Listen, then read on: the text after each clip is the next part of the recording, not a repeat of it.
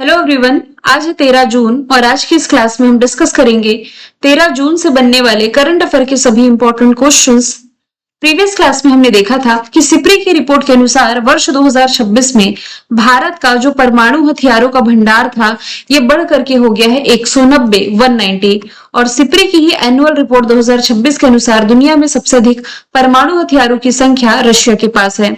SIPRI की report के अनुसार लास्ट ईयर यानी कि 2025 में जो मिलिट्री एक्सपेंडिचर रिपोर्ट रही इसमें भारत 5वें स्थान पर है, यानी कि ऐसा देश जिसने अपने सैनिकों पर सबसे अधिक पैसे खर्च किए उस मामले में अमेरिका तो टॉप पर था, भारत इसमें रहा है 5वें स्थान पर। इसके अलावा हाल ही में यानी कि जून के महीने में फिलीपींस में सैकड़ों बार भूकंप आया जिसमें से एक भूकंप की तीव्रता सबसे ज्यादा 7.8 थी। निर्माणाधीन जोजिला सुरंग जो चर्चे में था ये जम्मू कश्मीर और लद्दाख के बीच है। चर्चे में इसलिए आए क्योंकि इसके ब्रेक थ्रू का जो काम है जून 2026 में पूरा हो गया। Banker of the year award से नवाजा गया है के सत्यनारायण राजू को। जीआई टैग प्राप्त तेजपुर लीची की पहली अंतरराष्ट्रीय खेप ये दुबई और सिंगापुर को एक्सपोर्ट की गई है जो कि असम से रिलेटेड है। अभी हाल ही में ईरान ने इजराइल के खिलाफ ऑपरेशन नासर शुरू किया है। नीति आयोग की 11वीं गवर्निंग काउंसिल की बैठक का विषय है इंक्लूसिव ह्यूमन डेवलपमेंट फॉर विकसित भारत। अभी हाल ही में मध्य प्रदेश ने सरकारी नौकरियों के लिए 2 बच्चे का जो नियम था ये हटा दिया है। तो ये सभी क्वेश्चन हमने देखे प्रीवियस क्लास में। शुरू करते हैं आज का हमारा पहला सवाल है institute for economic and peace इसके रिपोर्ट के मुताबिक वैश्विक शांति सूचकांक यानी कि ग्लोबल पीस इंडेक्स 2026 में कौन सा देश टॉप पर है? तो आइसलैंड इसमें टॉप पर हो जाएगा। ऑप्शन ए इसका राइट आंसर है। तो लगातार 19वें वर्ष Iceland institute for economic peace के रिपोर्ट के अनुसार दुनिया का सबसे शांतिपूर्ण देश बना हुआ है। इस लिस्ट में आइसलैंड के बाद दूसरे स्थान पर न्यूजीलैंड, फिर स्विट्जरलैंड, फिर है स्लोवेनिया और 5वें स्थान पर आयरलैंड। ये टॉप 5 कंट्रीज हैं।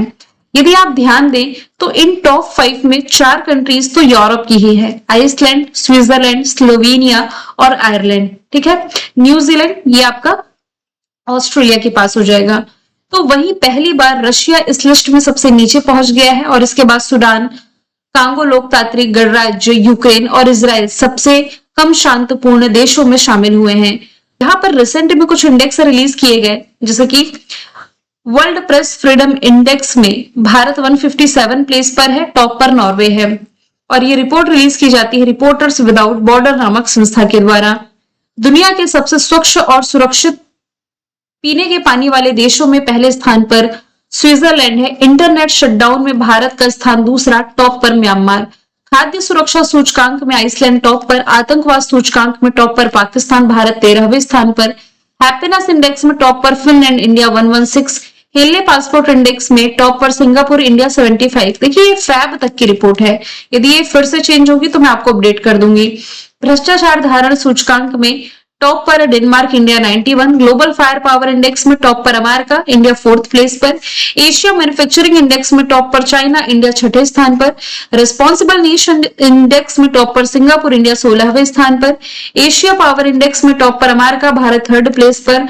वैश्विक डिजिटल नोमैड रिपोर्ट में टॉप पर स्पेन, इंडिया 38 प्लेस पर। और ग्लोबल इनोवेशन इंडेक्स 2025 में भारत 38 प्लेस पर रहा है, टॉप पर स्विट्जरलैंड। नेक्स्ट है जून 2026 में टाइम मैगजीन ने पहली बार स्पोर्ट्स की 100 सबसे प्रभावशाली हस्तियों की लिस्ट जारी की। पूछा यह जा रहा है कि इसमें किस भारतीय महिला क्रिकेटर को शामिल किया गया है, तो स्मृति मंधाना इसका राइट आंसर हो जाएगा। 10 जून 2026 को टाइम मैगजीन ने पहली बार स्पोर्ट्स की 100 सबसे प्रभावशाली हस्तियों की लिस्ट जारी की। भारतीय क्रिकेटर स्मृति मंधाना तो शामिल है ही। इस लिस्ट में अर्जेंटीना के फुटबॉलर लियोनेल मेसी, पुर्तगाल के स्टार फुटबॉलर क्रिस्टियानो रोनाल्डो, साथ ही एर्लिंग हालैंड जैसे फुटबॉलर शामिल हैं। यहां से आप ये भी याद रखिए स्मृति मंधाना की ही कैप्टनसी में रॉयल चैलेंजर्स बैंगलोर ने दूसरी बार महिलाओं को जो आईपीएल है ये अपने नाम किया है, 2026 वाला, और इसके पहले जीता था 2024 में। अगला सवाल है इंग्लैंड और वेल्स में महिला टी20 वर्ल्ड कप का कौन सा संस्करण शुरू हुआ? तो इस बार का इसका 10वां एडिशन है। टी20 वुमेन्स वर्ल्ड कप 2026 जो कि इंग्लैंड और वेल्स होस्ट करने जा रहे हैं। और पहला मुकाबला जो मेजबान इंग्लैंड है साथ ही श्रीलंका एशियाई कंट्री इसके बीच खेला जाएगा और इसका फाइनल होना है 5 जुलाई को लॉर्ड्स में। इस बार वुमेन्स टी20 वर्ल्ड कप में 12 टीमें पार्टिसिपेट कर रही हैं और इसमें 24 दिनों में कुल 33 मुकाबले खेले जाएंगे। भारत का जो पहला मैच है ये होना है 14 जून को, यानी कि कल होगा बर्मिंघम में। किसके साथ? तो पाकिस्तान के साथ। लास्ट टाइम का यानी कि 2024 का जो वुमेन्स टी20 वर्ल्ड कप था ये न्यूजीलैंड ने जीता था। और टी20 वर्ल्ड कप जो महिलाओं का है इसकी सबसे सफल टीम ये है ऑस्ट्रेलिया। ऑस्ट्रेलियाई टीम ने अब तक 6 बार से अधिक इस टी20 चैंपियनशिप को जीता है। सवाल चौथा है, जून 2026 में शिक्षा मंत्रालय ने 3 प्रमुख विदेशी यूनिवर्सिटीज को भारत में कैंपस शुरू करने के लिए लेटर ऑफ इंटेंट जारी किए हैं। पूछा यह जा रहा है कि इन यूनिवर्सिटीज में कौन शामिल नहीं है, जो कि ऑप्शन में दिए हुए हैं। तो ब्रिस्टन यूनिवर्सिटी, यॉर्क यूनिवर्सिटी और न्यू साउथ वेल्स यूनिवर्सिटी ये तो भारत में कैंपस ओपन करेगी। ऑप्शन डी यानी कि ऑक्सफोर्ड यूनिवर्सिटी, यहां से आंसर गलत हो जाएगा, यानी कि ये भारत में कैंपस ओपन नहीं कर रही हैं।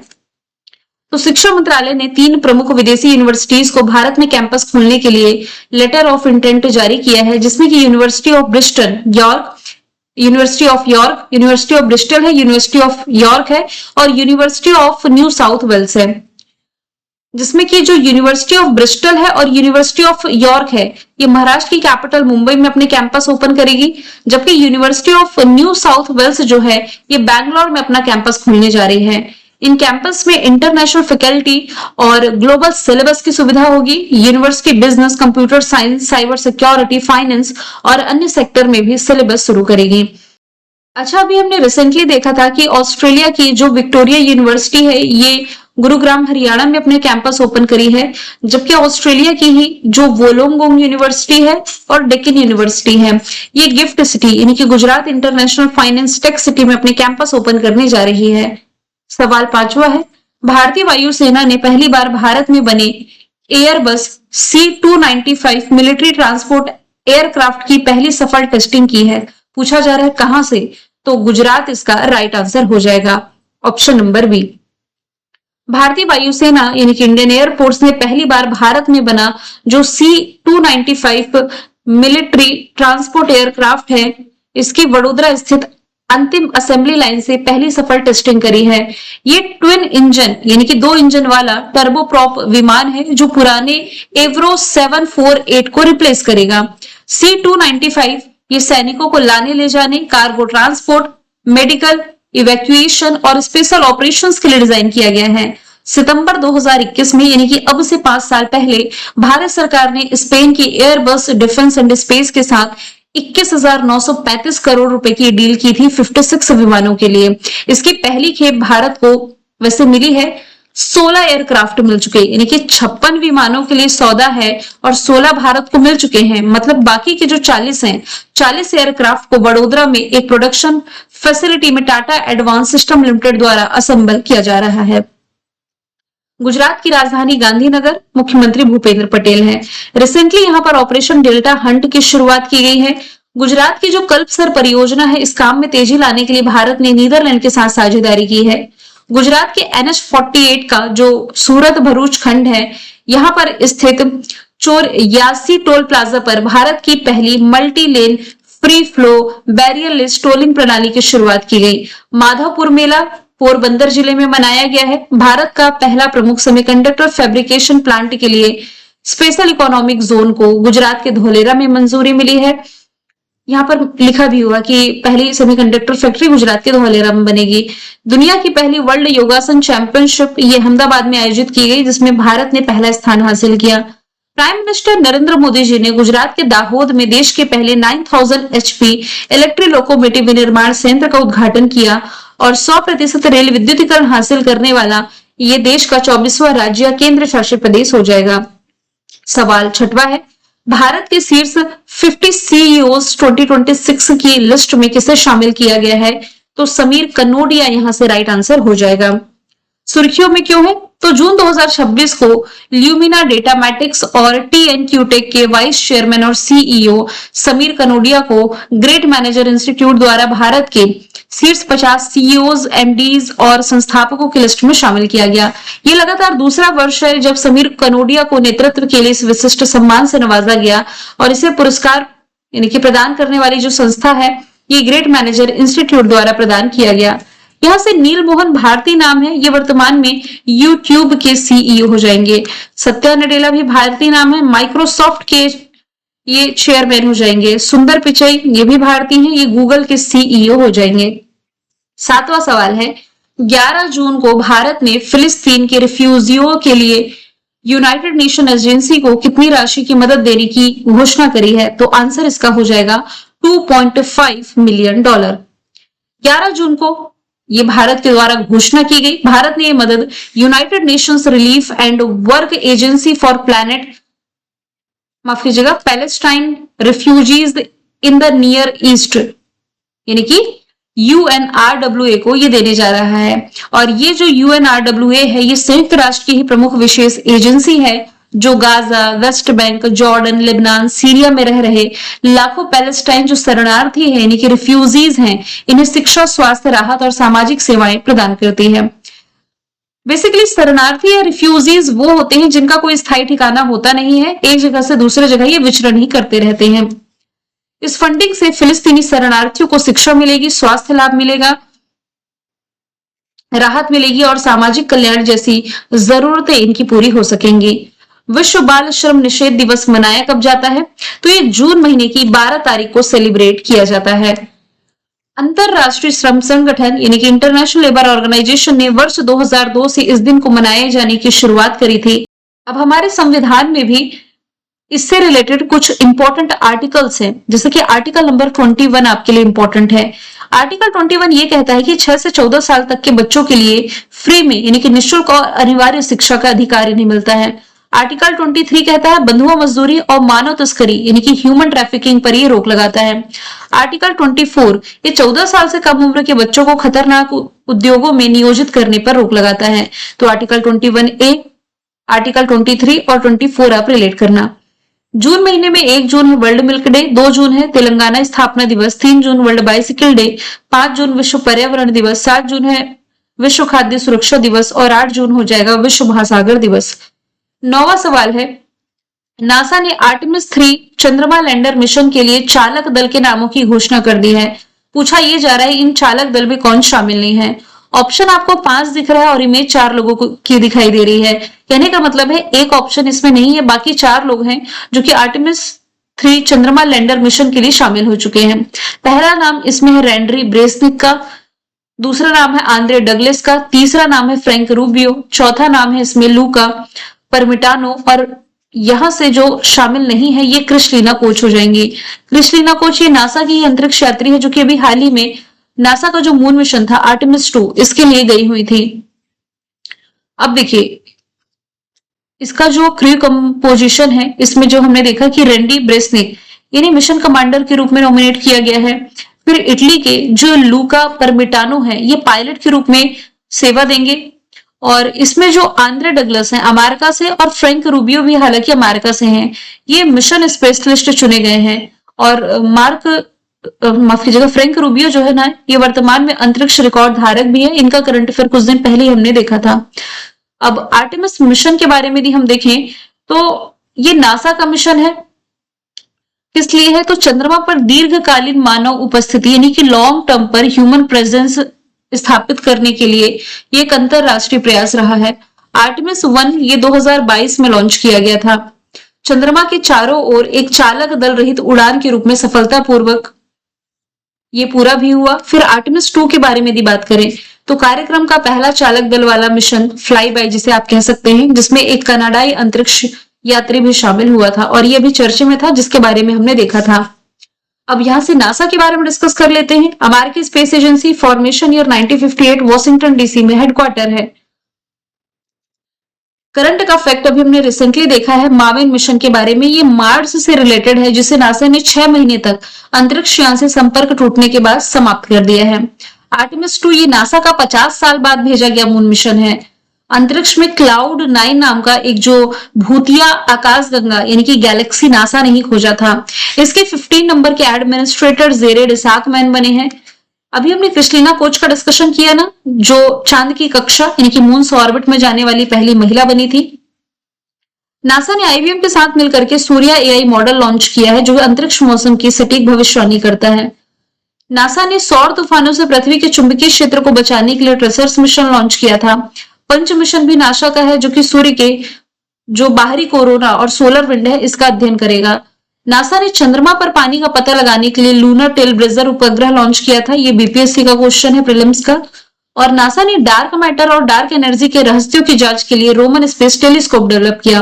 प्रफायर मिशन इसने लॉन्च किया था पृथ्वी के ध्रुवीय क्षेत्र यानी कि नॉर्थ पोल और साउथ पोल के अध्ययन के लिए। निसार प्रोजेक्ट नासा का इसरो के साथ संयुक्त प्रोजेक्ट है। NASA ISRO synthetic aperture radar इसकी फुल फॉर्म है। और इसने यूरेनस के 29वें उपग्रह की खोज करी, जिसका नाम है S2025U1। 11 जून 2026 से फीफा मेंस वर्ल्ड कप शुरू हो चुका है। पूछा जा रहा है इस बार इसका कौन सा एडिशन है, तो इस बार फीफा मेंस वर्ल्ड कप का 23वां एडिशन 23rd एडिशन है और इसकी शुरुआत हो चुकी है। ओपनिंग मैच ये मैक्सिको सिटी में खेला गया। पहला मैच जो है मैक्सिको और साउथ अफ्रीका टीम के बीच खेला गया और ये 11 जून से शुरू होकर के 20 जुलाई तक अमेरिका, कनाडा और मैक्सिको में खेला जाएगा। फीफा के अब तक के इतिहास यानी कि 96 ईयर की हिस्ट्री में पहली बार ऐसा हो रहा है जब 3 कंट्री मिलके इसे होस्ट कर रहे हैं। कौन कौन सी? USA, Mexico, Canada. फीफा की शुरुआत 1930 में की गई थी। कहां पर? तो उरुग्वे में। तो मेजबान उरुग्वे ने ही पहला फीफा वर्ल्ड कप जीता था। हर 4 साल में होता है। अभी चल रहा है 2026 यानी कि लास्ट टाइम जो हुआ था 2022 में हुआ था, जिसे होस्ट किया था कतर ने और विजेता इसमें था अर्जेंटीना लियोनेल मेसी की कैप्टनसी में। हालांकि आप ये भी याद रखिए कि नेक्स्ट ईयर 2027 में महिलाओं का भी वर्ल्ड कप होगा, जिसे साउथ अमेरिकी कंट्री ब्राजील होस्ट करने जा रही है। इंटरनेशनल लेवल पर फुटबॉल को रेगुलेट करने वाली जो बॉडी है इसका नाम फीफा है। Federation international the football association, formation year 1904। ज्ञानी इन्फेनिटो इसके हेड है और हेडक्वार्टर है ज्यूरिख, स्विट्जरलैंड में। इस बार के फीफा वर्ल्ड कप के 3 शुभंकर यानी कि मैस्कॉट हैं, जैसे क्लच ये है अमेरिका के द्वारा दिया गया, मेपल कनाडा ने दिया है और जाइयो ये मैक्सिको ने दिया है। तो क्लच, मेपल, जाइयो तीनों ही याद रखें। 11 नंबर का क्वेश्चन है, किस देश ने नियो नाम की दुनिया की पहली कमर्शियल ब्रेन चिप को मंजूरी दे दी है? तो आंसर इसका चाइना हो जाएगा, ऑप्शन नंबर बी। यदि आपको याद होगा तो एक करंट अफेयर का क्वेश्चन मैंने 2 साल पहले पढ़ाया था, फरवरी 2024 में। और क्वेश्चन ये था कि हाल ही में न्यूरोलॉजिकल विकार से पीड़ित मनुष्य के दिमाग में पहली बार चिप लगाने वाली जो न्यूरालिंक कंपनी है, इसका संबंध किससे है? तो ये एलन मस्क से है। ये हमने पढ़ा था। देखिए ये जो चिप है ना, इसे इंसान के दिमाग में फिट किया जाता, मतलब सर्जरी के जरिए इंसानी दिमाग के अंदर इसे डाला जाता। तो न्यूरालिंक चिप का जो पर्पस था ना, ये मनुष्यों को केवल सोच कर, यदि किसी व्यक्ति के दिमाग में ये चिप फीड है और यदि वह सोच रहा है कि कमरे की लाइट बंद हो जाए या पंखा चलने लगे, तो केवल उसके सोचने मात्र से ये चीजों को ऑपरेट कर सकता था। जैसे हम न्यूरालिंक कंपनी के बारे में पढ़ रहे थे, सेम वैसे ही अभी चाइना ने नियो नाम की दुनिया की पहली कमर्शियल ब्रेन चिप को मंजूरी दे दी है। नाम जरूर याद रखें, चिप का नियो है। तो न्यूराकल मेडिकल टेक्नोलॉजी और सिन्हुआ यूनिवर्सिटी के रिसर्चर्स ने इसे मिलकर के बनाया है। और ये जो डिवाइस है ये लकवाग्रस्त लोगों को अपने विचारों से रोबोटिक ग्लव्स जैसे असिस्टेड डिवाइस को कंट्रोल करने में हेल्प करती है। और दूसरे डिवाइस के उलट जो दिमाग के कॉर्टेक्स में घुसते हैं, ये जो नियो चिप्स है, ये सिक्के के आकार का इम्प्लांट ड्यूरामीटर यानी कि दिमाग की बाहरी सुरक्षात्मक झिल्ली पर लगता है, जिससे सर्जरी का जो जोखिम है ये भी कम हो जाता है। अब इसे मंजूरी दी है चाइना ने। तो चाइना जो कि इंडिया के कंधे पर बैठा हुआ देश है, मैकमोहन लाइन के माध्यम से भारत से सेपरेट होता है। इसकी कैपिटल बीजिंग है, currency renminbi, president Xi Jinping हो जाएंगे। चाइना ने 2030 तक चंद्रमा पर मानव को उतारने के अपने महत्वाकांक्षी लक्ष्य की ओर तेजी से आगे कदम बढ़ाया ही है। और ईरान चाइना के बीच CM-302 को लेकर के डील है, जो कि एक सुपरसोनिक एंटीशिप क्रूज मिसाइल है। जनवरी 2026 में चाइना ने दुनिया के सबसे बड़े compressed air energy storage plant की शुरुआत करी है इसके जियांगसू प्रांत में। प्राकृतिक आपदाओं की निगरानी रखने के लिए इसने जांग 102 सैटेलाइट लॉन्च किया। नया स्टील्थ फाइटर जेट J-36 का भी अनावरण इसने किया। ब्रह्मपुत्र नदी पर यह दुनिया का सबसे बड़ा बांध बना रहा है। दुनिया का सबसे तेज रोबोट भी इसने लॉन्च किया था, जिसका नाम स्टार 1 है। और दुनिया की पहली carbon fibre high speed train का भी अनावरण चाइना ने किया। 12वां सवाल है, किस देश ने महिला जननांग विकृति पर यानी कि फीमेल जेनिटल म्यूटिलेशन पर प्रतिबंध लगाने वाला कानून पारित किया है? तो आंसर इसका हो जाएगा कोलंबिया, जो कि साउथ अमेरिकी कंट्री है। इसे मैं आपको थोड़ा इजी लैंग्वेज में समझा देती हूँ। महिला जननांग विकृति कहने का मतलब, जिसे आप महिला खतना भी कह सकते हैं, एक ऐसा प्रोसेस है जिसमें बिना किसी चिकित्सा कारण के महिला के जो बाहरी जननांगों को जानबूझ करके काटा जाता है, घायल किया जाता है या फिर बदल दिया जाता है। हालांकि देखा जाए तो एक हानिकारक पारंपरिक प्रथा है और इसे ह्यूमन राइट्स यानी कि मानवाधिकार का भी उल्लंघन माना जाता है। अभी भी कई जगह है जो कि ये चल रहा है, तो कोलंबिया इस पर बैन लगाने वाला पहला लैटिन अमेरिकी कंट्री बन गया है। तो एफजीएम, जो कि हमने देखा फीमेल जेनिटल म्यूटेशन, ये एक हानिकारक प्रथा जो देश के कुछ आदिवासी समुदाय में अभी भी मौजूद है।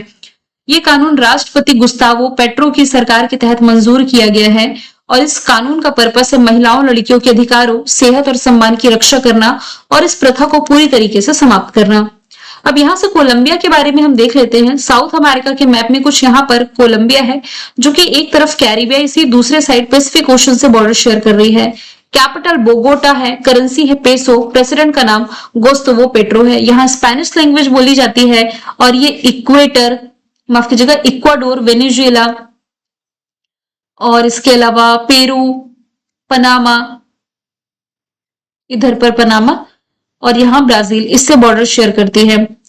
अच्छा, यहाँ से आप भूमध्य रेखा यानी कि इक्वेटर भी रिलेट कर सकते हैं। साउथ अमेरिका में ना केवल 3 ही कंट्री है जिससे कि आप रिलेट कर सकते हैं इक्वेटर को। इसकी ट्रिक मैं बता देती हूँ। इक्वेटर को लंबा किया, कुछ ऐसे रिलेट कर लें।